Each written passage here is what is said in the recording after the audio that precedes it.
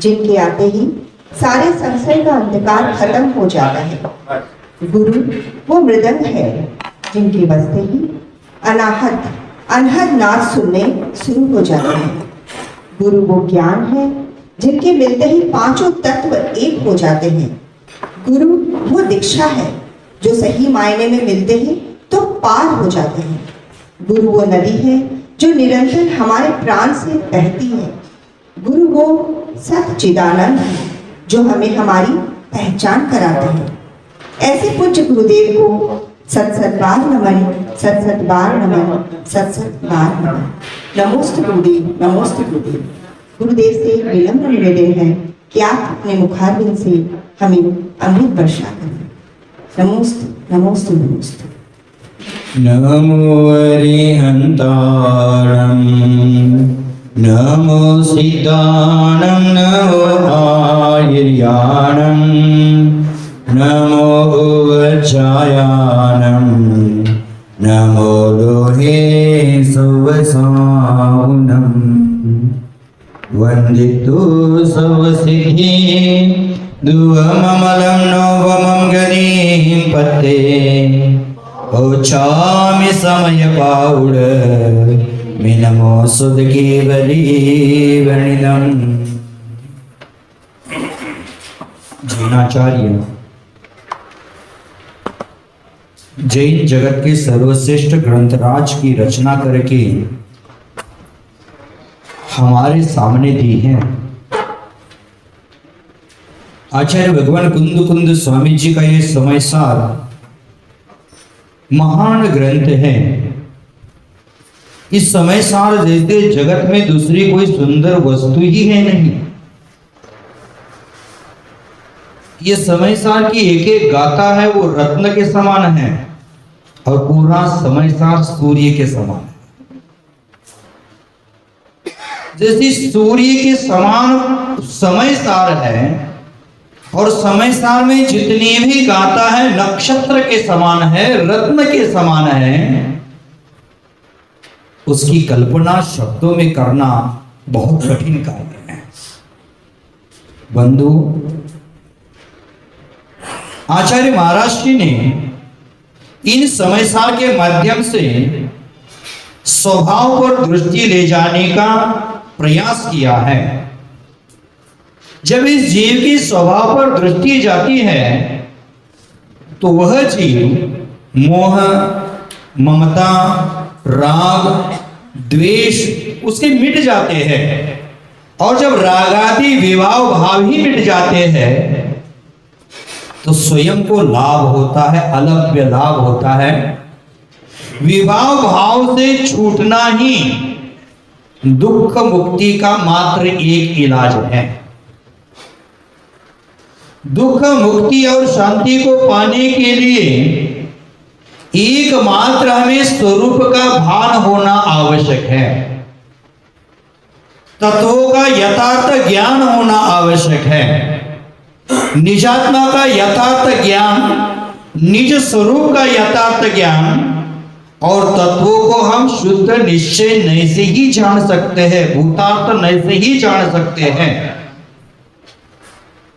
पूर्व गाथा में आचार्य भगवंतों ने कहा था कि जो ने आत्मा को अबद्ध, अस्पष्ट, अनन्य, निय, अविशेष देखता है, अविशेष जानता है, अविशेष अनुभव करता है, वही ज्ञान है।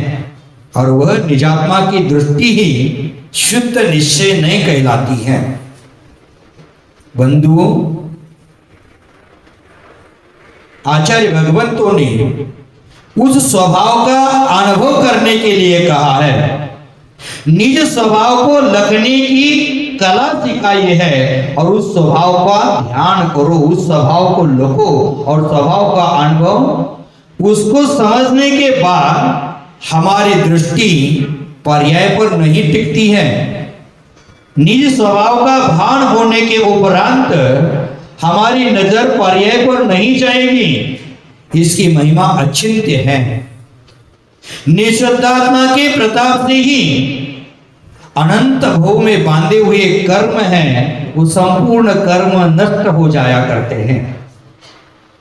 और आगे आने वाले कर्म हैं, आगे कर्म का जो बंद होना है वो होता नहीं। वर्तमान में भी कर्म निष्फल हो जाते हैं, वह स्वसंवेदी का लाभ है। जो पुरुष अपनी आत्मा को ऐसी तैयारी करके देखता है और सोचता है कि भाई में कुछ भी हो जाए, भाई में कितना भी उटंग पटंग हो जाए, लेकिन मेरा उससे कोई रंच मात्र भी संबंध नहीं है। जो भव्य जीव बाह्य वस्तु की किसी भी प्रकार से आशा नहीं करता, इच्छा नहीं करता, पर वस्तु के संसर्ग में नहीं जाता, उसका उपयोग सहज ही अपने अंतस्तत्व में लीन हो जाता है, अंतस्तत्व पर चला जाता है। इसलिए आचार्य भगवान समयसार जी के माध्यम से बार बार कहते हैं कि निज शुद्धात्मा का अनुभव करो। चिंतन में हमेशा मैं ज्ञान मात्र हूं, मेरा स्वभाव पर वस्तु से अत्यंत भिन्न है, इस प्रकार की भावना बना करके निर्विकल्प समाधि में स्थित होने का परम पुरुषार्थ करना चाहिए। बंधुओं, स्वभाव दृष्टि को जो व्यक्ति मजबूत करता है तो वह व्यक्ति पर वस्तु के संसर्ग में न देखता है, ना उसके संसर्ग को देख करके निज वस्तु का जो स्वभाव है उससे विपरीत कार्य करता है। आत्मा को जानना है तो मात्र आत्मा को ही जानो, पर वस्तु को जानने की हमें आवश्यकता नहीं है। आत्मा को जानना है तो बाह्य परिणामन को मत देखो। हम बहिरंग में जो बदलाव हो रहे हैं उस पे हमारी दृष्टि ज्यादा है। जैसे हम बालक थे और बालक होने के बाद हमारे शरीर में जो बदलाव होते गए उस पर ही हमारी दृष्टि ज्यादा जा रही है। हम शुद्धात्मा का अनुभव नहीं कर पाए। चौड़ाला में पंडित प्रवर दौलत राम जी कहते हैं, बालकपन में ज्ञान न लयो, तरुण समय तरुणी रत लयो, अर्ध मृतक सम बूढ़ापनो, कैसे रूप लखे आपनो। माने बालकपन में ज्ञान न होने के कारण मैं अपने स्वभाव की प्रतिचित्ति नहीं कर पाया, स्वसंवेदन नहीं कर पाया, अनुभव नहीं कर पाया, और तरुणी समय में तरुणी में रत हो गया, विषय कषायों में उलझा रहा, उस समय भी आत्मा पर ध्यान नहीं गया, और बूढ़ापा में कैसे रूप लखे आपनो। बूढ़ापा में शरीर का भी रूप सौंदर्य बदल जाता है, तो स्वरूप का सौंदर्य उसको कैसे पता चलेगा।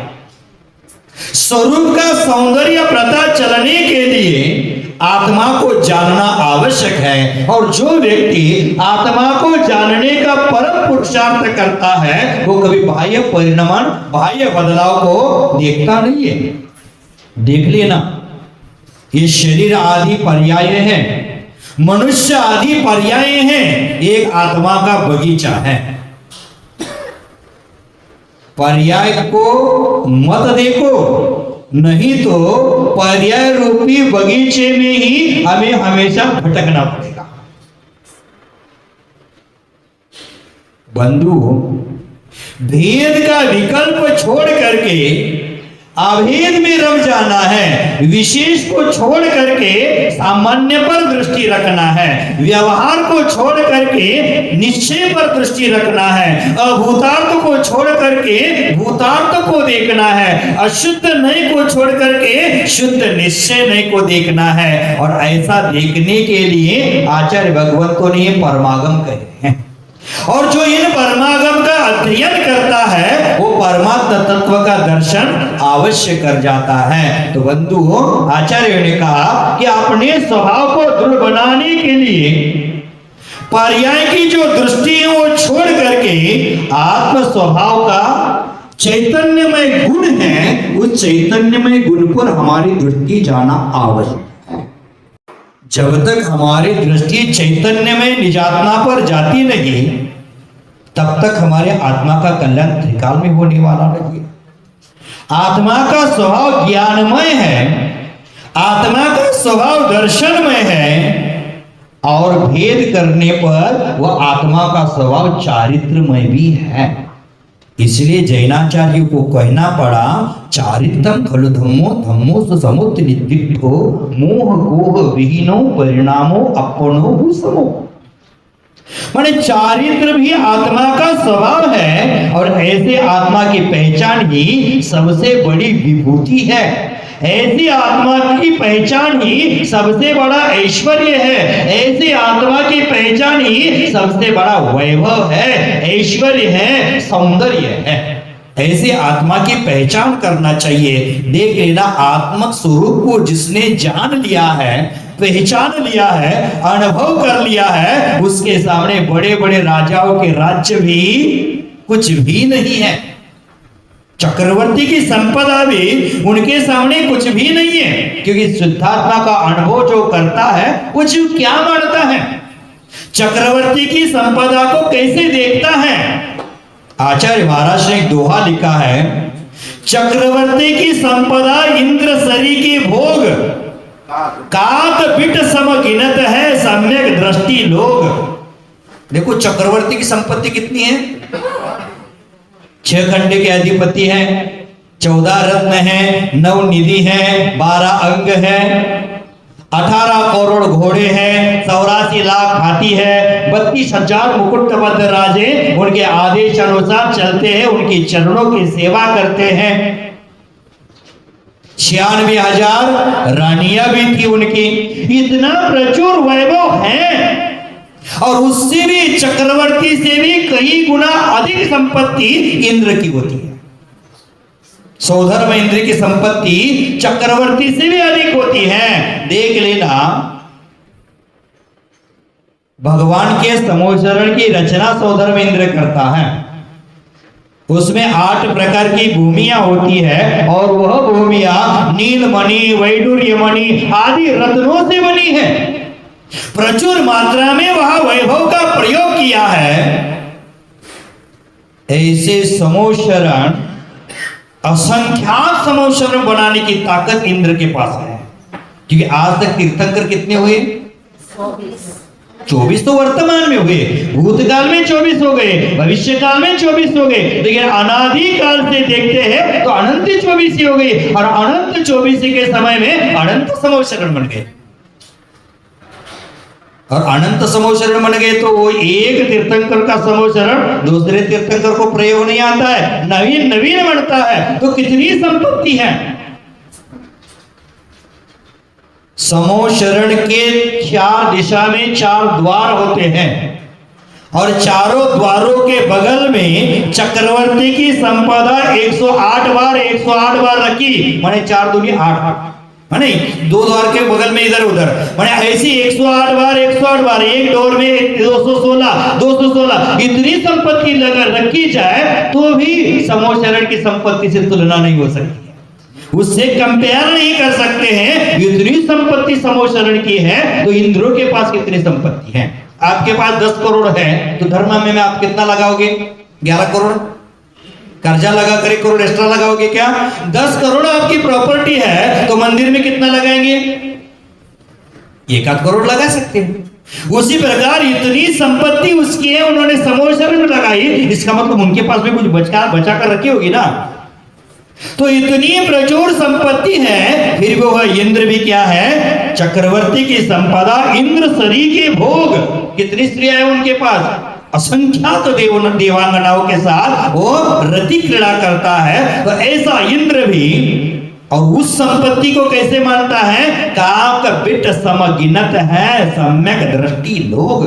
काक बिट माने कव्य की विष्ठा, कव्य की विष्ठा के समान सम्यक दृष्टि लोग उस संपत्ति को गिनते हैं। तो जिसको निजात्मा का अनुभव हो गया है, निःशुद्धात्मा की प्रतिचित्ति हो गई है, उन व्यक्तियों को तीन लोगों की संपत्ति का कोई मूल्य नहीं है कि उन्होंने आत्मधन को ही प्राप्त कर लिया है, आत्म वैभव को ही प्राप्त कर लिया है, आत्म ऐश्वर्यों का लाभ उनको हो गया है। तो बहिरंग की संपत्ति का उनको कोई लेन देन है नहीं, और हमें बहिरंग संपत्ति को छोड़ करके आत्म वैभव से कोई लेन देन नहीं। कितनी विचित्रता है देख लेना। कल आहार करके हम संत भवन में घुसे, रूम में पोछा वगैरह लगाया होगा, पंखा चल रहा था, तो हम अंदर जाते ही प्रवेश करते ही बोल दिए पंखा बंद करो। तो दीपक जी साथ में चल रहे थे, दीपक जी बोले क्या महाराज संसार की विचित्रता है, हम रूम में घुसते हैं तो पंखा शुरू होता है, आप रूम में घुसते हैं तो पंखा बंद हो जाता है। कितनी संसार की विचित्रता है। एक व्यक्ति को बाह्य भोगों में आनंद आ रहा है और एक व्यक्ति को त्याग में आनंद आ रहा है, क्योंकि उन्होंने अपने निज वैभव को प्राप्त कर लिया है। जहां चक्रवर्ती इंद्र सरी के भोग भी शून्य लगते हैं, तुच्छ लगते हैं, तो पंखे की क्या बात है भाई।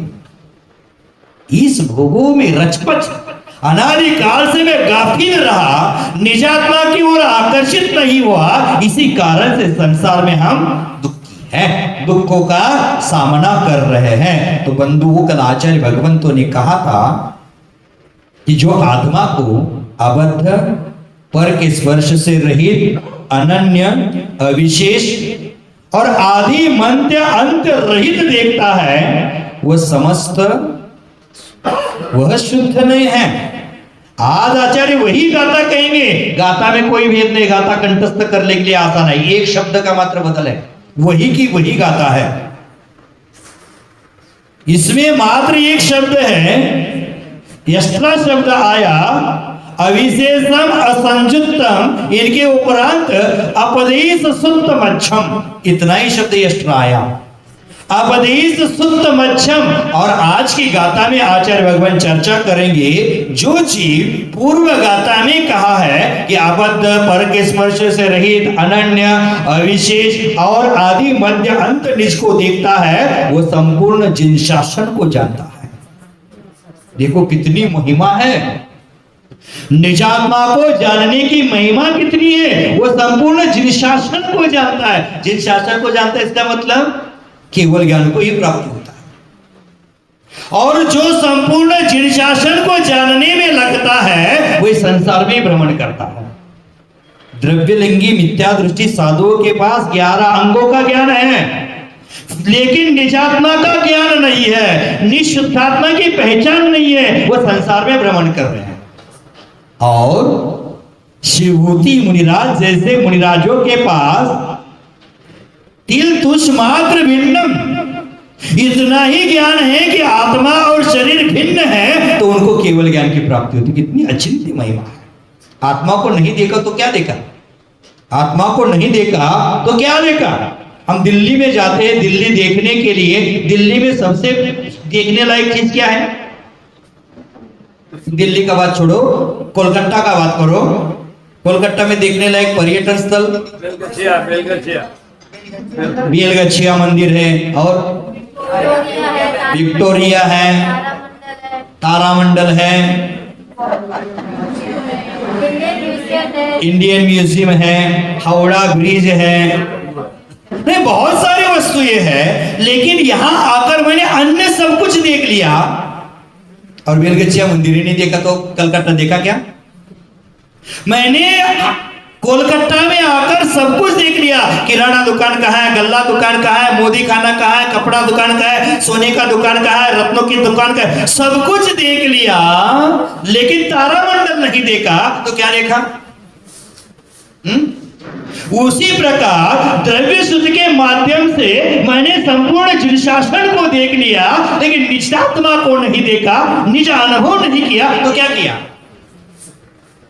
जैसे बड़ा हॉस्पिटल बना, अर्जीकर हॉस्पिटल बना है बगल में, बहुत बड़ा हॉस्पिटल बना, हॉस्पिटल में लाखों पेशेंट भी पहुंच गए, लेकिन वहां डॉक्टर ही नहीं है।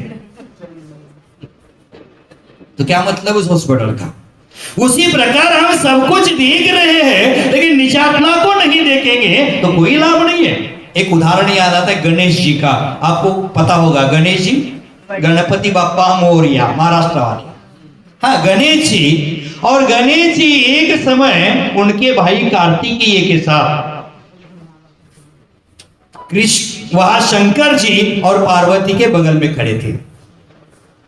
तो शंकर जी ने कहा कि जो दुनिया की परिक्रमा लगाकर पहले मेरे पास पहुंचेगा उसको कुछ दूंगा, फलाना टिकामा जो भी बोला होगा, दुनिया की परिक्रमा लगाने के बाद दूंगा।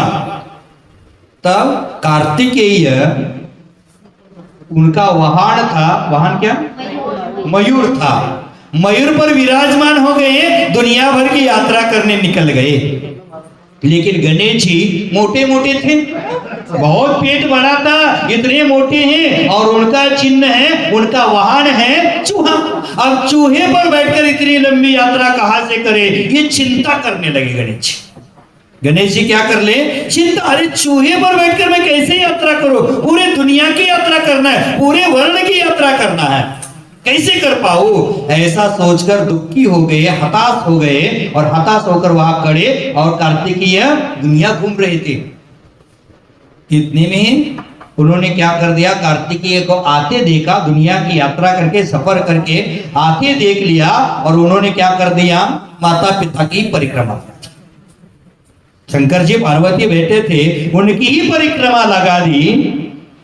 तो शंकर जी, कार्तिकेय, गणेश जी एक साथ खड़े होकर निर्णय कर लिया, अब दुनिया घूमकर आने वाले को राज्य देना था, गिफ्ट देना था, जो भी है।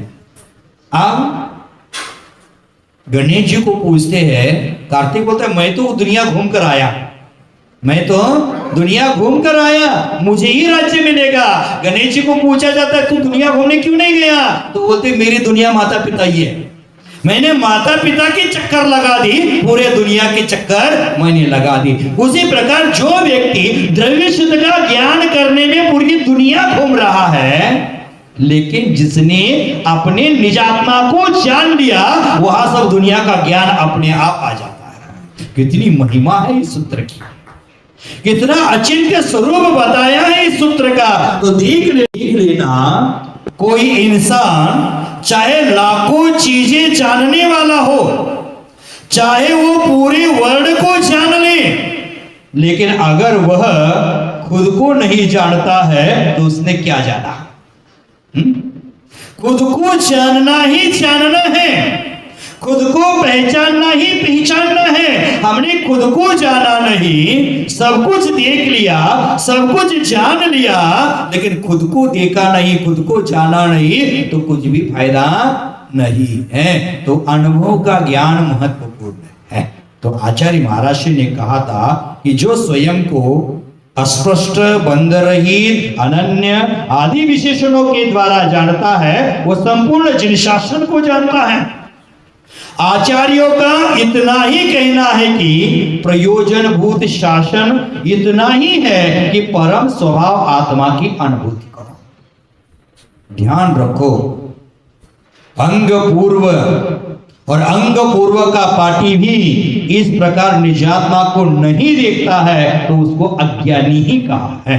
और अल्प ज्ञानी स्वस्वरूप का अनुभव करता है, अनुभूति करता है, तो उसके जैसा ज्ञानी जगत में दूसरा कोई नहीं है। तो बंधु, अंत में इतना ही कहकर आगे बढ़ूंगा। स्वभाव का आश्रय लेने में ही आत्मा की सिद्धि है। विभाव का आश्रय लेने से संसार बढ़ता जाता है। स्वभाव की परख ही सर्वोत्कृष्ट है। ध्यान रहे, भगवान का सुख अन्य है और मेरा सुख अन्य है। भगवान है वो अनंत सुखी है और संसारी है वो अनंत दुखी है। हमारे पास अनंत सुख है कि अनंत दुख है? द्रव्य दृष्टि से मेरे पास अनंत सुख है, पर्याय में उलझा हो इसलिए मेरे पास क्या है? अनंत दुख है। तो आगे गाथा देखेंगे क्या कहते हैं। 17 नंबर की गाथा संसार में खतरा उत्पन्न कराएगी। जो पश्यति अप्पानम, जो पश्यति अप्पानम अबद्ध पुट्टम अनन्नम विशेषम अनन्नम विशेषम अनन्नम विशेषम अपदेश सुत्तमच्छम अपदेश सुत्तमच्छम पස්සदी पස්සदी जिन शासनम सौवम सौवम जिन शासनम सौवम जो पස්සदी अपानम अबद्धपुट्टम अनन्नम विशेषम अपदेश सुत्तमच्छम पස්සदी जिन शासनम सौवम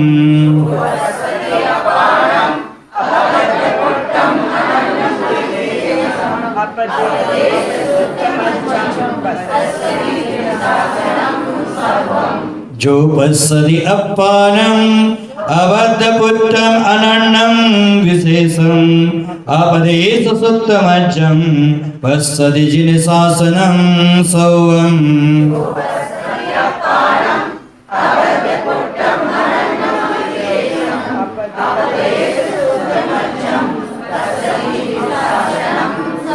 देखो गाथा में कितना सुंदर अभिप्राय लिखा है और गाथा में क्या कहते हैं इसकी उत्थानिका पढ़ना छूट गया था, पढ़ते हैं 1 मिनट 1 सेकंड में। अतः द्वितीय गाथायां पूर्व भणिता शुद्धात्मानुभूति साच एव निर्विकार स्वसंवेदन ज्ञानानुभूति ही इति प्रतिपादयति। क्या कहेंगे? जो आत्मा को आगे की गाथा में बतलाते हैं कि पहले जो शुद्धात्मा की अनुभूति का वर्णन करके आए हैं वही ही निर्विकार स्वसंवेदन ज्ञान की अनुभूति है, ऐसा कहा। अब गाथा का अर्थ कर देते हैं। जो पස්සदी माने जो करता दिखता है, किसको देखता है? अप्पानम अप्पानम अप्पा माने क्या होता है? अप्पा सो परमप्पा, आत्मा ही परमात्मा है। अप्पा को अर्थ क्या लगाना? आत्मा। जो देखता है आत्मा को कैसे देखता है? कल आप समझ गए तो आपको ही बताना पड़ेगा कैसे देखता है। अबद्ध पर के स्पर्श से रहित, अनन्य और विशेष से रहित देखता है। और 2 बचे हैं, अनन्य और नियर, ये लगाना है या कि पूर्व गाथा के संदर्भ अनुसार उसको लगा लेना। माने जो कल 5 विशेषताएं 6 विशेषताएं बताई थी उस प्रकार से अपने आत्मा को देखता है वो अपदेश सुत्तमच्छम। कई आचार्यों ने पाठभेद किया है, अपदेश सुत्तमच्छम की जगह अपदेश संतमज्जम भी किया है ना। तो सुत्तमच्छम की अपेक्षा हम आगे चलते हैं। अपदेश सुत्तमच्छम माने अपदेश का अर्थ होता है द्रव्य शुद्ध। अपदेश का अर्थ क्या होता है? द्रव्य शुद्ध। अपदेश माने शब्द रूप जो कहा जाता है उसको क्या कहते हैं? अपदेश। और शुद्ध माने भाव शुद्ध। क्या लगाना है? माने जो अपनी आत्मा को द्रव्य शुद्ध और भाव शुद्ध के द्वारा देखता है, जानता है, अनुभव करता है, वेदन करता है, भावना करता है, श्रद्धा करता है, प्रतिचित्ति करता है, वह पස්සदी माने देखता है। किसको देखता है? सौवम संपूर्ण जिन शासनम, संपूर्ण जिन शासन को देखता है। माने क्या होता है? उसको केवल ज्ञानी होता है। कितनी महिमा है। जो निज को अबद्ध माने द्रव्य कर्म भाव नो कर्म से रहित देखता है, पर पदार्थों के स्पर्श से रहित देखता है, अनन्य देखता है, विशेषता से रहित देखता है, नित्य देखता है, अनादि आद्य माध्यंत देखता है, वह संपूर्ण जन शासन को जानता है। द्रव्य शुद्ध और भाव शुद्ध कहा है। यहाँ पीछे द्रव्य शुद्ध केवली भाव शुद्ध केवली की व्याख्या आई थी। तो क्या द्रव्य शुद्ध कौन है? जो संपूर्ण द्रव्य शुद्ध को 11 अंग 14 पूर्वों को द्वादशांग जिनवानी को जानता है और उस जिनवानी के माध्यम से अपने निजात्मा को जानता है, वह संपूर्ण जिन शासन को जानता है। कितनी महिमा है इसकी, कितना वैभव है इसका, यह हमें समझना है। जो आत्मा को अबद्ध अस्पष्ट आदि रूप जानता है वह जिन शासन को जानता है। संपूर्ण ज्ञान का पद यही है। हम बहुत शास्त्रों का ज्ञान करते हैं, उसका फल क्या है? आत्मा को ही जानना, बाकी कुछ ज्ञान का फल ही नहीं है। हम ये अध्ययन समय सार जी का क्यों कर रहे हैं? टाइम पास के लिए, मधुर मधुर शब्द है इसलिए। आप समय सार सुन रहे हैं विगत 15-16 दिनों से, लगता है 15 ही दिन हो गए। विगत 15 दिनों से समय सार सुन रहे हैं, आपको आनंद आ रहा है कि नहीं आ रहा? किस किस को आ रहा है? हाथ थोड़ा ऊंचा करो। सबको आ रहा है, सबको आ रहा है। समय सार ध्यान से सुन लेना। समय सार सुनने में इतना आनंद है तो समय सार में जीवन जीने में कितना आनंद होता ये देखिए। हमें समय सार में जीवन बनाना है तो आचार्य भगवान कहते हैं इस शास्त्र अध्ययन का संपूर्ण फल क्या है? तो ज्ञानार्जन का फल क्या है? तो अपनी आत्मा का अनुभव। अनेक शास्त्रों को जान लिया, और जो अनेक शास्त्रों को जानता है लेकिन निजात्मा को नहीं जानता उसको जैनाचार्य अज्ञानी कहते हैं। आत्मज्ञान ही ज्ञान है, शेष सभी अज्ञान। आत्मा का ज्ञान करना ही ज्ञान है, बाकी सब क्या है? गवा कहती है ना, आत्मज्ञान ही ज्ञान है, शेष सभी अज्ञान। तीन भवन का सार वीतराग विज्ञान। तीन भवन की सारभूत वस्तु क्या है? वीतराग विज्ञान है, और आत्मज्ञान ही ज्ञान है। हमने बहुत सारे शास्त्रों को जाना लेकिन अनुभव नहीं किया। देख लेना, पूर्व जमाने में आपके दुकान में हिसाब किताब रखने के लिए एक व्यक्ति नियुक्त किया जाता था। उसका नाम क्या था? मुनीम जी। मुनीम जी रहते थे, नियुक्त किए जाते थे। आज वर्तमान में हमने हमारा हिसाब किताब रखने के लिए एक व्यक्ति नियुक्त किया, उसका नाम चार्टर्ड अकाउंटर, सीए। अगर आप किसी भी चार्टर्ड अकाउंटर सामने से आ गया और बोलेंगे आओ मुनीम जी, क्या लगेगा उसको? आप चार्टर्ड अकाउंटेंट तो इंग्लिश हो गया, सीए तो इंग्लिश हो गया, लेकिन मुनीम जी अरे इंग्लिश हो गया तो हिंदी तो बोलो। अकाउंटेंट कहा अथवा सीए का, अरे हिंदी में तो बोलो।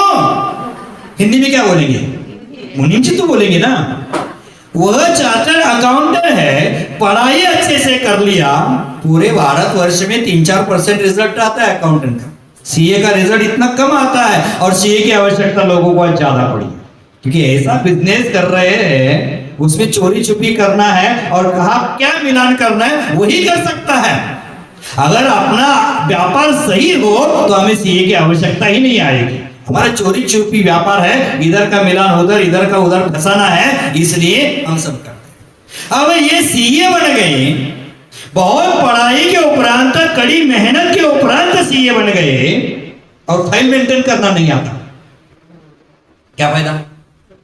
फाइल ही मेंटेन नहीं करना आता है तो सीए बनकर क्या करती है? उसी प्रकार समय सार का अध्ययन बहुत करती है लेकिन निजात्मा का अनुभव ही नहीं करता है, तो ये पढ़कर क्या फायदा? ये पढ़कर क्या फायदा है? क्या आज पूज्यवर मुनि पुंगव सुधासागर जी कहते हैं ये समय सार शेर का खाना है, इसे गधे पचा नहीं सकते हैं। क्या है ये? शेर का खाना है, ये गधे बचा नहीं पाएंगे। तो हमने अध्ययन तो कर लिया पूरा लेकिन निजात्मा का अनुभव नहीं किया, तो ये पढ़कर क्या फायदा? पढ़ के पंडित भयो ज्ञान की अपार, निज वस्तु की खबर नहीं, सब नकटी का श्रृंगार। नकटी महिला होती कितना भी श्रृंगार करो, शोभायमान है क्या? कभी शोभायमान नहीं होता। उसी प्रकार ये नकटी के श्रृंगार के समान है। इतना सारा पढ़ लिए, हम इसका कीड़ा बन गए, इसको उबाल कर पी भी दिए। शांति सागर आचार्य भगवान विद्यासागर जी महाराज, और विद्यासागर महाराज जी को किसी ने पूछा आचार्य श्री आपने समय सार कितनी बार पढ़ा है? आचार्य श्री ने कुछ जवाब नहीं दिया, ऐसे ही जवाब ज्यादा देते नहीं हो। पुनः कुछ दिन के बाद पुनः पूछा आचार्य श्री समय सार कितनी बार पढ़ा? आचार्य श्री पुनः कुछ जवाब नहीं दिए, पुनः बारंबार पूछा तो आचार्य श्री बोले आपने कितनी बार पढ़ा? अब मुझे पूछ रहे हैं तो आपने कितनी बार पढ़ा? तो महाराज मैंने तो समय सार 108 बार। क्या कहा उन महान भाव ने? मैंने तो समय सार 108 बार पढ़ा। आचार्य भगवान विद्यासागर जी ने कहा अरे पगले, मैंने तो समय सार 1 बार पढ़ा, मैं इस स्थिति में आ गया, और तू 108 पढ़कर 108 बार पढ़कर तेरा कपड़ा भी नहीं उतरा अभी तक। ऐसा पढ़ने से क्या फायदा है बताओ? मात्र मैंने पढ़ लिया, पढ़ पढ़ के पंडित हो गया, लेकिन निज वस्तु की खबर ही नहीं है, निज वस्तु का भान ही नहीं है, निजात्मा की पहचान ही नहीं है, स्वरूप का अनुभव ही नहीं है, स्वरूप की प्रतिष्ठित ही नहीं है, तो पढ़ना क्या है? बेकार है। चार्टर्ड अकाउंटेंट बन गया और फाइल ही मेंटेन नहीं कर रहा है, तो उसका चार्टर्ड अकाउंटेंट बनना बेकार है। और एक मुनीम है, उन्होंने परीक्षा पास नहीं की है, लेकिन उनके पास अल्प ज्ञान है, उनके हाथ में काम करते करते सीख गया और उन्होंने फाइल मेंटेन कर दी। अब इसको ज्ञानी किसको कहेंगे, अज्ञानी किसको कहेंगे? मिनिमम जी हो गया अज्ञानी। और आपको नहीं बोल रहे, नहीं तो फिर बोल रहे कि महाराज मुझे अज्ञानी बोल। डॉक्टर हॉस्पिटल में होता है और कोई कोई डॉक्टरी पीएचडी डॉक्टरी करता है, एमडी बनता है। एमडी बनने के बाद भी ऑपरेशन करते समय उसका हाथ कांपना शुरू कर देता है, ऑपरेशन नहीं कर पाता है। सुई लगवाते समय कांप रहा है ऐसे। अब सुई लगवाते समय कांप रहा है, ऑपरेशन की कैसी हाथ में तो कांप रहा है, और एक कंपाउंडर जाता है और आंख बंद करके काट लेता है, ऑपरेशन कर लेता है। अब इसमें ज्ञानी कौन है, अज्ञानी कौन है? कंपाउंडर के पास भले डिग्री नहीं है, लेकिन अनुभव का ज्ञान है। डॉक्टर के पास डिग्री है, लेकिन अनुभव नहीं है। उसी प्रकार आप ये पढ़ाई कर करके पीएचडी करके डॉक्टरेट हासिल कर लिए, लेकिन जब तक अनुभव नहीं आता तो डॉक्टरेट फेल है, पीएचडी आपकी फेल है, कोई काम की नहीं। यहां मात्र निजात्मा का अनुभव आवश्यक है, निजात्मा की प्रतिष्ठित आवश्यक है, और यह नहीं आएगी तो कुछ भी मतलब नहीं है। 11 अंग पढ़ लिए लेकिन आत्मा का अनुभव नहीं, तो जैनाचार्य उसको क्या कहते हैं? अज्ञानी ही कहते हैं। ज्ञान किसको कहा आचार्य महाराज जी ने? जो ज्ञान का फल क्या है? आत्मानुभव करना, यही ज्ञान का फल है। ये तो ज्ञान हमने बहुत कर ली है, बहुत जानकारी हासिल कर ली है। आज इंटरनेट के माध्यम से दुनिया मुट्ठी में आ गई है, इंटरनेट के माध्यम से दुनिया मुट्ठी में आ गई है। जगत के किसी भी कोने में बैठे व्यक्ति से हम वार्तालाप कर सकते हैं मोबाइल के माध्यम से। देश विदेश को जोड़ने के रास्ते बन गए, लेकिन दुख की बात है आज वर्तमान में पड़ोसी के घर का रास्ता बंद हो गया है। आज देश विदेश के कोने में बैठे व्यक्ति से हम मोबाइल के जरिए बात कर सकते हैं, लेकिन हम अपने से बात करना भूल गए, निज से बात करना भूल गए, निज से चर्चा करना भूल गए। हमारे पास आते हैं कोई भक्तगण, महाराज जी आप हमारे गांव में 4-6 महीना रुके थे, आप यहां से निकल जाएंगे तो आपसे संपर्क कैसे करें? क्या आपका क्या एड्रेस रहेगा? बिना एड्रेस वालों को क्या एड्रेस रहेगा? तो आपसे संपर्क कैसे करें? आपका कोई मोबाइल नंबर? मैंने बोला हाँ है, ले लो। अगर मैं यहां से निकल जाऊंगा तो मुझसे कौन कौन संपर्क करना चाहेगा? ठीक है, व्यस्तता के कारण समय नहीं मिलेगा, बात अलग है। किसी भी दिगंबर वितरागी साधु से संपर्क, वो कहता है कि आपसे संपर्क करना है, महाराज जी कैसे करें? आपका कोई मोबाइल नंबर हो तो दे दिया। हाँ, मैंने ठीक है ले लो, आप भी नोट्स कर लेना, कभी भी संपर्क करना हो। पास नहीं आ सकते, दूर कहां कहां भटक रहा हूँ पता नहीं चलेगा। अगर संपर्क करना है तो जिनके पास डायरी पेन पेंसिल है वो अपने नोट कर लेना, वहां नंबर मेरा। करो, मैं हंसी मजाक वाली बात कर नहीं कर रहा हूं, मैं भी मोबाइल यूज करता हूं, मैं भी मोबाइल यूज करता हूँ। क्या आप फुलाने की, आग बड़ी करने की आवश्यकता नहीं है, मैं भी नंबर यूज करता हूँ। ले लेना, लिख लेना 08, लिख लेना। कभी भी संपर्क आगे का बताऊंगा, 10 अंक वाला बताऊंगा, लिख लेना 0846362528। हो गया? 10 हो गया? 10 हो गया? नहीं, आप गलती से गलत ही लिखे है। फिर से बताता हूँ 0846362528। हो गया? हो गया ना? यही मेरा नंबर है। सिद्धों के 8 गुण, अरिहंतों के 46 गुण, आचार्यों के 36 गुण, उपाध्यायों के 25 गुण और साधु के 28 गुण हो जाएंगे तो मुझसे ही संपर्क नहीं, परम पिता परमेश्वर से संपर्क हो जाएगा। कर लेना इससे मेरा संपर्क। जो पंच परमेश्वरी के गुण है, पंच परमेश्वरी के गुण हमारे आत्मा में अनुभूत हो जाएंगे तो एक शीतल सागर से संपर्क नहीं, परम पिता परमेश्वर से संपर्क हो जाएगा और आप स्वयं परमात्मा बन जाओगे। ये नंबर याद रखना, मोबाइल में आपके सेव करके रखना। खुलेगा तो यही दिखना चाहिए, मेरे जीवन का अंतिम लक्ष्य यही है, सिद्धों के 8 गुणों की प्राप्ति, अरहंतों के 46 गुणों की प्राप्ति करना, आचार्यों के 36 मूल गुणों का पालन करना, उपाध्यायों के 25 मूल गुणों का पालन करना और 28 मूल गुण रूप साधुओं का आचरण करना। यही हमारा लक्ष्य होना चाहिए। आप बताओ कौन कौन संपर्क करना चाहता है? पॉकेट में ये क्या है? और टोल फ्री नंबर है, ये नंबर भी है ना, टोल फ्री नंबर है, कोई पैसा खर्चा होने वाला, टोल फ्री है और ये नंबर कभी बिजी नहीं आएगा, ये नंबर कभी बिजी नहीं आएगा। ये नंबर डायल करते रहो, डायल करते रहो, बातें करते रहो, बातें करते रहो और चतुर्थ काल आएगा सीधा जाकर संपर्क। तो क्या करना है? हाँ, हमारी प्रीति बहन अभी भी कंफ्यूज है, क्या लिखना है, क्या है? ऐसा मत सोचना साधुओं को मोबाइल मत देना, ऐसा मत सोचना कि शीतल सागर मोबाइल यूज करता है। साधुओं को परिग्रह रूप वस्तु देना महापाप का कारण है।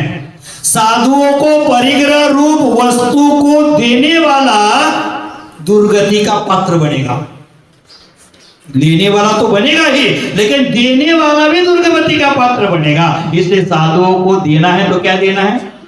आहार दान देना है, शास्त्र दान आदि करना है, ज्ञानों के उपकरण पेन पेंसिल आदि जो हो वो देना है, पीछी देना है, कमंडल देना है, जाप करने के ये तो माला आदि का प्रयोग देना है। नहीं तो हम परिग्रह की वस्तु क्यों देंगे? माला देते समय भी सोने की मत देना, नहीं तो सोना हराम हो जाएगा, साधुओं का सोना ही हराम हो जाएगा। सोने की माला मत देना, क्योंकि 10 प्रकार के बहिरंग परिग्रह में सुवर्ण हिरण्य आदि का है, माने सोना भी साधु के लिए परिग्रह। आगे आचार्य महाराज कहने वाले हैं चेतन परिग्रह, अचेतन परिग्रह, मिश्र परिग्रह, साधु की अपेक्षा क्या है, गृहस्थ की अपेक्षा क्या है। आगे लगता है 27-28 नंबर की गाथा में चर्चा आने वाली, उसमें आचार्य महाराज ठीक से चर्चा कर ही देंगे। लेकिन यहाँ अरे रे रे रे रे देखो,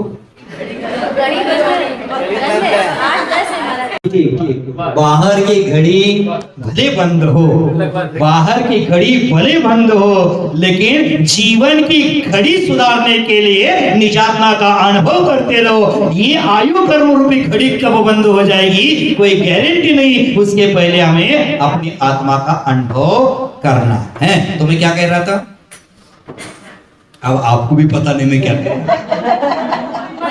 परिग्रह की वस्तु साधुओं को नहीं देना, क्योंकि वही दुर्गति का पात्र बनेगा। आगे 27-28 नंबर की लगभग गाथा आएंगी, उसमें आचार्य महाराज चेतन अचेतन मिश्र आदि परिग्रह का कथन करेंगे। तो साधुओं को परिग्रह की वस्तु देना है क्या? क्या देना है? आहार दान। वो देते कब है? देने वाले देते हैं, विजय जी देते हैं, बिना बहन देती है। हम कहाँ देते हैं? हम सोचते हमारा नंबर आएगा तो चोखा करेंगे। अरे नंबर तो राशन की दुकान में होता है, साधु संतों के आहार के लिए नंबर नहीं होते हैं। कम से कम संकल्प कर लेना, साधु गांव में तब तक शुद्ध भोजन करेंगे। आप शुद्ध भोजन करेंगे, 4 रोटी बनाओगे तो महाराज श्री को दे देना, होगा काम खत्म। क्या करना? तो आचार्य महाराज ने कहा है यहाँ कि हमारे ज्ञान का फल ही है निजात्मा को जानना, अपने स्वभाव पर दृष्टि डालना। जो अपने स्वभाव पर दृष्टि करता है वो संपूर्ण जन शासन को जानता है। जैसे अनेक मुनि अनेक शुद्ध केवली होकर केवल ज्ञान को प्राप्त हो गए, मोक्ष चले गए। अनेक मुनि शिवभूति जैसे तुच्छ मास भिन्न का घोष करते हुए आत्मा और शरीर को भिन्न जान करके मेरी आत्मा द्रव्य कर्म नो कर्म से अबद्ध है, पर पदार्थों से अस्पृष्ट है, मैं विशेष रहित हूं आदि जानकर मुक्ति को प्राप्त हो गए। हमें भी मुक्ति को प्राप्त होना है। मुक्ति को प्राप्त करने के हेतु आचार्य महाराज ने कहा जो पश्यति अपानम अबद्ध पुट्टम अनन्य विशेषम, जो आत्मा को देखता है कैसे देखता है?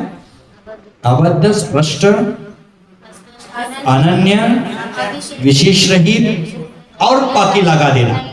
पीछे जो छूटे कल के काव्य में कहे थे, गाथा में कहे थे, वो भी लगा देना, क्योंकि आगे आचार्य महाराज टीका में उसका भी संदर्भ देने वाला है, क्यों लगाना चाहिए। जैसे तत्वार सूत्र जी में सबसे छोटा एक सूत्र आता है, कौन सा? नानो।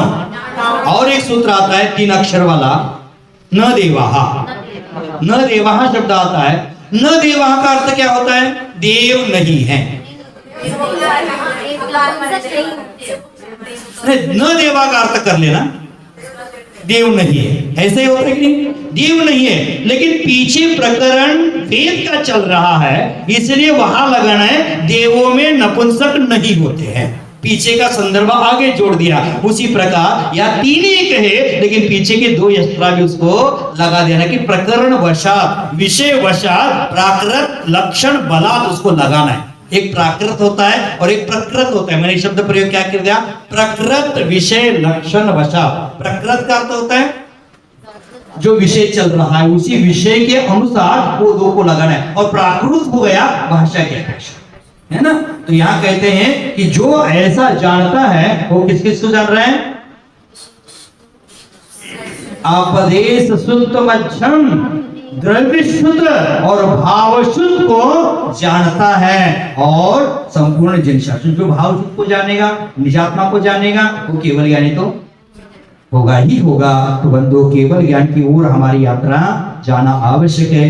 गाथा का अर्थ आपने समझ लिया होगा, क्या है? पुनः एक बार बता देते हैं कि जो आत्मा को अबद्ध स्पष्ट अनन्य विशेष रहित आदि से अनुभव करता है, वह द्रव्य शुद्ध और भाव शुद्ध में द्वादशांग रूप संपूर्ण जिन शासन का जानकार होता है। आप सभी लोग संपूर्ण जिन शासन के जानकार हो, यही मंगल भावना करता हूँ, क्योंकि आगे की टीका इतने समय में होगी नहीं कि करे 5 मिनट ज्यादा जाए तो करे क्या? करनी चाहिए, क्योंकि कल पुनः गलत हो जाएगा, समझ में नहीं आएगा। तेज करते, गति से करते, स्पीड, क्योंकि इसका ही अर्थ है, ज्यादा अर्थ नहीं तो कर देता हूं। इति चेत सामर्थ्यति तदपि कथम, पुनः समर्थन करते। कल की गाथा का क्या करते हैं? समर्थन करते हैं। क्या समर्थन करते हैं? कथम अपि, छूट गया एकदम पन्ना पलट गया मेरा। जो पश्यति, यह करता, पश्यति जानाति अनुभवति, जो करता जानता है, देखता है, अनुभव करता है। कम अपानम शुद्धात्मानम, शुद्धात्मा को देखता है, जानता है, अनुभव करता है। किम विशेषम, किस प्रकार की विशेषता से देखता है? अबद्ध पुट्टम, अबद्ध स्पृष्टम, यानी बद्ध रहित, पर के स्पर्श रहित आदि। अत्र बद्ध शब्देन, अब बद्ध शब्द का अर्थ क्या लगाना है देख लेना। बद्ध शब्देन संश्लेष रूप संबंधो ग्राह्य। अब संश्लेष संबंध क्या होता है? 2 भिन्न द्रव्यों में होता है और उसको भिन्न किया जाता है, उसको संश्लेष संबंध कहते हैं। जैसे आत्मा और कर्म 2 भिन्न द्रव्यों का संबंध हो गया और उसको हम भिन्न कर सकते हैं। अथवा दूध और पानी 2 भिन्न द्रव्यों में संबंध हो गया, उसको हम अलग कर सकते हैं। उसको बद्ध शब्द का अर्थ क्या लगाना है? संश्लेष संबंधो ग्राह्य। पृष्ठ शब्देन तु संयोग मात्रम इति, और संयोग संबंध वो कभी एक नहीं होता। संयोग संबंध क्या है? संयोग संबंध आपको समझाने के लिए इतना सूक्ष्म उदाहरण मत दे देना, मेरा भी गड़बड़ हो जाता है। सूक्ष्म उदाहरण मत देना, तो स्थूल रूप से देते हैं। शरीर और अलंकार, शरीर और वस्त्र, पिता पुत्र का संबंध, ग्राहक और मालिक का संबंध, नौकर मालिक का संबंध, ये संयोग संबंध एक में होते नहीं है, लेकिन 2 भिन्न द्रव्यों में जो संबंध हुआ है उसको संयोग संबंध करते हैं। समझ गए? द्रव्य कर्म नौ कर्माभ्याम अप्रष्टम, माने द्रव्य कर्म और 9 कर्म से मैं कैसा हो? अप्रष्ट हूं। कैसे? जले विसनी पत्रवत, कल कहा था जल में कमल के पत्ते के समान। अनन्यम मृतिका द्रव्यवत, उसका भी उदाहरण कल देकर आए, ज्यादा समय नहीं दूंगा। अविशेषम अभिन्नम सुवर्णवत, ये भी कल आचार्य महाराज ने उदाहरण दिया है। नियतम अवस्थितम समुद्रवत, ज्वार भाट का उदाहरण कल मिला था। असंयुक्तम पर द्रव्य संयोग रहितम, पर द्रव्य के संयोग से रहित। निश्चयेन औष्ण्य रहित जलवत, माने पर के संपर्क से संयोग से रहित, माने निश्चय से उष्णता रहित जल के समान। नियत असंयुक्त विशेषण द्वयम सूत्रे नास्ति। तीन ही कहे, दो कहे नहीं सूत्र में, फिर भी हमने बोला कि उसको लगा लेना। क्यों कहते, यहां से प्रश्न आता है, नियत असंयुक्त ये दो विशेषण इसमें नहीं कहे हैं, कथम लभते, फिर इसका कैसे संग्रह करना चाहिए? तो कहते इति चेत, मैंने ऐसा सवाल किया कि दो शब्द इसमें दिए नहीं है तो कैसे लगा लिया आपने? तो समर्था माने पीछे की विषयानुसार उसको लगाना है। तदपि कथम, फिर कैसे? शुद्ध प्राकृत सामर्थ्य युक्तो ही भवति सूत्रार्थम इति वचना। क्या है? शुद्ध प्रकृत, प्राकृत नहीं शब्द यहाँ क्या है? गलती हो गया, डंडे एक लगाओगे क्या? नहीं, प्रकृत, शुद्ध प्रकृत सामर्थ्य युक्तो ही भवति सूत्र, माने चल रहे विषयानुसार ही सूत्र बनता है। न देवाः माने नपुंसक नहीं होते, पीछे का संदर्भ लगा। उसी प्रकार ये दो शब्द नहीं होते हुए भी क्या है? शुद्ध प्रकृत सामर्थ्य युक्तो ही भवती सूत्र, माने चल रहा विषय है उसके अनुसार उसको लगा लेना चाहिए। स पुरुष पश्यति जानाति, जो पुरुष देखता है जानता है। किम तत्, किसको जानता है?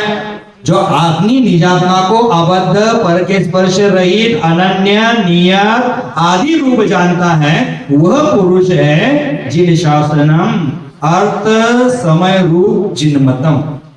जो क्या जानता है? जिन शासन को जानता है, और जिन शासन को जानता है माने अर्थ समय रूप। अर्थ समय रूप होता है, शब्द समय होता है, भाव समय होता है, समय के भी भेद है। अर्थ समय माने ये जिनवानी होगी, ये जिनवानी होगी। भाव समय माने मेरा आत्मा होगा। अर्थ समय क्या हो गया? जो सूत्र रूप में लिखी गई जिनवानी है, शब्द रूप में लिखी है वो जिनवानी है। वो अर्थ समय पंचाशी का संग्राम सीख लेते तो समय के अनेक भेद वहां हमें पता चल जाते। तो यहाँ क्या कहा? अर्थ समय रूपम जिनमतम, माने अर्थ समय रूप शास्त्र। संवम सर्व द्वादशांग परिपूर्णम, संपूर्ण द्वादशांग को जानता है। कथम भूतम, कैसे है वो, कैसे जानता है संपूर्ण जिन शासन को? तो कहते हैं अपदेश सूत्रमज्जम, अपदेश सूत्रभ्याम, अपदेश सूत्र मध्यम उपदिष्टे अर्थो एन स भवति अपदेश शब्दो द्रव्य श्रुतम इति यावत, माने उपदेश का अर्थ होता है उपदेश रूप से कहते हैं, इसलिए उपदेश शब्द से क्या लगना है यहाँ? द्रव्य श्रुतम इति यावत, माने द्रव्य श्रुत का ज्ञान करता है। सूत्र परिचिति रूपम भाव श्रुतम ज्ञान समय इति यावत, और जो सूत्र है, सूत्र का ज्ञान है, द्वादशांग का अध्ययन है, उसके द्वारा परिचिति, परिचिति का अर्थ क्या कर लिए थे? परिचिति का अर्थ क्या कर लेते हैं? भूलना नहीं, सात अर्थ दिए। परिचिति का भी अर्थ होता है अनुभव। हाँ, अनुभव, जो उन द्रव्य श्रुत के द्वारा अनुभव करता है निज आत्मा का, उसको कहते हैं भाव श्रुतम ज्ञान समयम इति। एक हो गया शब्द समय, अर्थ समय, और दूसरा हो गया ज्ञान समय। ज्ञान समय कौन है? मेरा आत्मा है ना। ज्ञान समय को जानता है, ज्ञान स्वरूपी आत्मा को जानता है, वो हो गया भाव शुद्ध। तेन शब्द समयेन वाच्यम ज्ञान समयेन परिचिति अपदेश सूत्र मध्यम भन्नन्ति इति, माने शब्द समयेन वाच्यम, शब्द समय का वाच्य क्या है? नहीं, शब्द समय का वाच्य ज्ञान समय। ये शब्द है, उस शब्द के द्वारा हमें ज्ञान करके उसका ध्येय क्या है? वाच्य का अर्थ लगा लेना। ध्येय क्या है? हमारा ज्ञान समय, आत्मा का अनुभव। द्रव्य शास्त्र का ज्ञान करने का लक्ष्य आत्मा का अनुभव है, वो हो गया ज्ञान समय। परिच्छेद्यम अपदेश सूत्र मध्यम भन्नन्ते इति अयम अत्र भावः यथा लवण खिल्य एक रसो अपि। उदाहरण देते हैं, उदाहरण कैसे देते हैं? देखो, यथा लवण खिल्य, लवण खिल्य का अर्थ होता है नमक ढेला, नमक की ढेली छोटी होती है, नमक की ढेली। एक रसो अपि, उसका रस कैसा है? उसकी रुचि कैसी है? एक है, माने कौन सा है? मीठा है कि खारा है? नमकीन है, नमकीन है। फल शाक पत्र शाका शाकादि पर द्रव्य संयोगेन भिन्न भिन्न स्वादः प्रतिभाति इति प्रतिभाति अज्ञानिना। क्या कहते हैं? लवण खिल्य माने नमक की ढेली है, उसका रस एक ही है, लेकिन वह नमक है फल शाक माने फल सब्जी, पत्र सब्जी, फल सब्जी पत्र सब्जी होती है, और उसमें डालते हैं तो संयोग से क्या है, भिन्न भिन्न उसका स्वाद आता है। करेले में आ गया तो वो नमक भी कड़वा स्वाद देता है, और बेटा एक सब्जी का नाम बताओ चटपट। लौंजी में बनता है, मीठा में नमक। लौंजी में डाल दिया नमक, तो उसी प्रकार माने ये अन्य प्रकार की वस्तु का प्रयोग जहां होता है अन्य अन्य अनुभव में आता है, उसी प्रकार अज्ञानी जीवों को यही प्रतिभाति होता है। ये अज्ञानी नाम, ये अज्ञानी जीव का लक्षण है, लेकिन जो ज्ञानी जीव है नमक को नमक ही रुचि लेगा, तीखा को तीखा ही रुचि लेगा, और अन्य जो जो वस्तु उसमें मिली है भिन्न भिन्न ही रुचि लेगा, माने अनेक में एक की पहचान करेगा। वो कौन होता है? ज्ञानी होता है। और एक में अनेक को ढूंढता है वो अज्ञानी। पीछे कहकर आए थे ना, तो फिर से देख लेना। लवण खिल्य एक रसो अपि फल शाक पत्र शाकादि परद्रव्य संयोगेन भिन्न भिन्न स्वाद प्रतिभाति अज्ञानी नाम। अज्ञानी को अलग अलग उसका स्वाद आता है। ज्ञानी नाम पुनः एक रसः एव तदा आत्मा अपि अखंड ज्ञान स्वभाव अपि स्पर्श रस गंध शब्द नील पीतादि वर्ण गेय पदार्थ विषय भेद ज्ञानी नाम अभेद ज्ञानी नाम निर्विकल्प समाधि भेद ज्ञानी नाम निर्विकल्प समाधि भ्रष्टानाम खंड खंड ज्ञान रूप प्रतिभाति। देखो यहां तक लेते, प्रतिभाति तक लेते हैं। जैसे क्या कहा कि ज्ञानी नाम पुनः एक रस माने आत्मा कैसे है? एक ही है, एक ही आत्मा है, लेकिन तथा माने जैसे लवण खिल्य एक ही रस वाला है, अलग अलग सब्जी में डाल दिया तो अलग अलग रुचि आ गई, लेकिन ज्ञानी को एक ही रुचि आती है। उसी प्रकार आत्मा अपि अखंड ज्ञान स्वभाव अपि, आत्मा कैसे है? अखंड ज्ञान स्वभावी होते हुए भी अज्ञानी लोगों को आत्मा स्पर्श रूप, आत्मा रस रूप, आत्मा गंध रूप, आत्मा शब्द रूप, आत्मा वर्ण रूप आदि लगता है, लगता है। और लेकिन भेद ज्ञानी ये कौन है? अलग अलग लग रहा है, कौन है वो? भेद ज्ञानी नाम अभेद ज्ञान निर्विकल्प समाधि भ्रष्टानाम, जो निर्विकल्प समाधि से भ्रष्ट हो गए हैं उनको आत्मा खंड खंड रूप में जाना जाता है। आत्मा को ही उन्होंने स्त्री जान लिया, आत्मा को ही पुरुष जान लिया, आत्मा को ही काला जान लिया, आत्मा को ही गोरा जान लिया। ये किसका जानना है? अज्ञान। आत्मा कैसे अखंड एक द्रव्य है, लेकिन अज्ञानी ने उसको अलग अलग रूप से जानने का प्रयास किया। प्रतिभाति ज्ञानी नाम पुनः, और ज्ञानी को पुनः अखंड केवल ज्ञान स्वरूप एव इति, और ज्ञानी लोगों को वही आत्मा अखंड केवल ज्ञान स्वरूप ही प्रतिभाषित होता है। ये तो अखंड ज्ञान रूपे शुद्धात्मनि ज्ञाने ज्ञाते सति सर्व जिशासन ज्ञातम भवति इति मत्वा समस्त विद्यात्व रागादि परिहारेण तत्र एव शुद्धात्मनि भावना कर्तव्य इति। क्या कहते थे? कुछ सुंदर कहा। ये आचार्य जयसेन महाराज जी की स्टाइल है। अलग अलग स्टाइल होती है ना प्रत्येक की, जैसे टीएमसी की स्टाइल अलग है, आंदोलन करने की मिছিল करने की स्टाइल अलग है, सीपीएम की अलग है, कांग्रेस की अलग है। उसी प्रकार कहते हैं ये जयसेन महाराज जी की स्टाइल है। क्या कहते हैं? इति हेतु हो, इसका हेतु क्या है? इतना पढ़ने के बाद अखंड ज्ञान स्वरूपे आत्मानि ज्ञाते सति, अखंड ज्ञान स्वरूप आत्मा का ज्ञान करने से सर्व जनशासनम ज्ञातम भवति इति, संपूर्ण जनशासन को जानता है ऐसा मत्वा, ऐसा मानकर संपूर्ण मिथ्यात्व रागादि परिहारेण, संपूर्ण रागादि मिथ्यात्व का परिहार करने के रूप में जो शुद्धात्मनि भावना है, शुद्धात्मा का अनुभव है, परिचिति है, स्वसंवेदन है, कर्तव्य थी, वो हमें करना चाहिए। क्या है? मिथ्यात्व रागादि परिहारेण, मिथ्यात्व रागादि विकल्पों का त्याग करते शुद्धात्मा की भावना करना, यही हमारा कर्तव्य नहीं, हमारे कर्तव्य क्या है? बेटी की शादी करना? हमारे कर्तव्य बेटा की शादी करना नहीं। हमारे कर्तव्य क्या है? शुद्धात्मिनी भावना कर्तव्य, माने शुद्धात्मा का अनुभव करना, यही हमारा कर्तव्य। किंच मिथ्यात्व शब्द है ना, अब मिथ्यात्व शब्द आया है ना, उसका अर्थ क्या लगाना है? जहां जहां शास्त्र में मिथ्यात्व शब्द आएगा वहां क्या लगाना है? मिथ्यात्व शब्द है ना दर्शन मोह। चारित्र मोहनी की दो प्रकृति है ना, दर्शन मोहनी है, चारित्र मोहनी है। जहां जहां मिथ्यात्व शब्द आएगा तहां तहां लगा लो दर्शन मोह। और मिथ्यात्व रागादि शब्द आया है, रागादि शब्देन चारित्र मोह इति सर्वत्र ज्ञातव्य। क्या कहा? मिथ्यात्व शब्द से दर्शन मोह और चारित्र शब्द से रागादि से चारित्र मोह शब्द सर्वत्र जानना चाहिए। मिथ्यात्व छोड़ो, दर्शन मोह को छोड़ो, रागादि छोड़ो, चारित्र मोह को छोड़ो, चारित्र को स्वीकार करो।